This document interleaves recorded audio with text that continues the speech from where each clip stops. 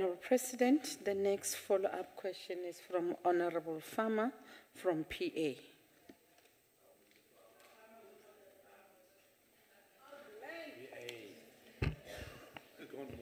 Thank you, Chairperson. Very tall man. Honourable President, it really is an honour for me in this moment, as I was one of the school of thought at the time that was expecting you to follow up Tata Madiba in 99. But as our lives are in the hands of God, He sometimes manages things another way around. But this is a huge moment for me. Honourable President, in light of the question, youth unemployment with specific reference to coloured youth, what is your Cabinet's plan with a reference, black in general and African in particular, with particular reference to coloureds not being seen as Africans, and the challenges it creates for our coloured youth in seeking employment? Thank you, President. Thank you, Honourable Member. Honourable President. You say this is a huge moment for you, Honourable Member. This is a very tall moment for me. I often comment about people your height when I go to South Sudan. One day you should go with me to South Sudan. We should. Get a date, I will go.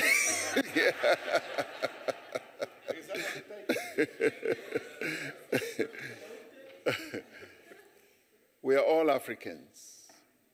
We are all Africans born and bred on this continent, and the utilization of the term at the height of our struggle, as we were prosecuting the struggle in the way that you explain it, was the way in which we focused on the way the oppression was manifesting itself. Let's face it, African people in our country were African as people, and we are all the same people, were facing the sharpest end of oppression. And indeed, people who are colored in our country were also facing real hardship under an oppressive system.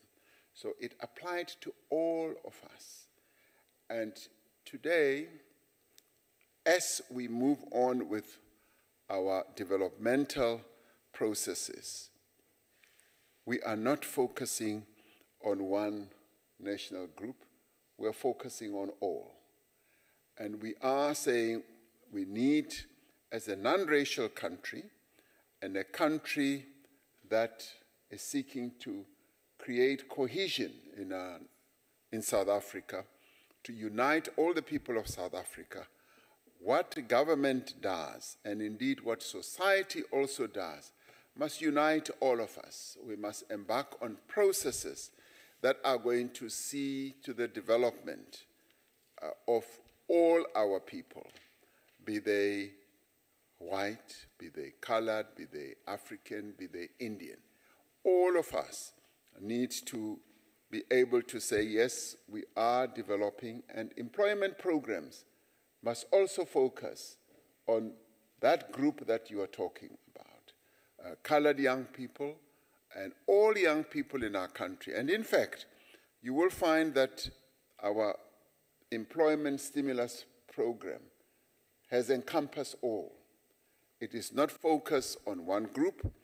It is an overarching group and has brought in a number of young people, a number of people right across the national groups in our country. South Africa is a country where all of us belong. It belongs to all of us. And no national group must ever feel that the one is favored over and above the other. We are all the children of this country. And what happened in the past is precisely what we must deal with collectively. And as we deal with it, we must never fall into the temptation that one group is favored more than the other. We want to see development raising all boats. We must see development focusing on all of us.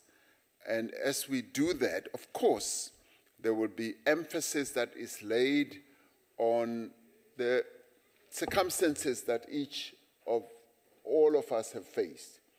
And as we focus on the circumstances that each group has faced, it must all lead to the development of all. So we're never going to fall into the temptation that says, relegate one group to the bottom and raise one group.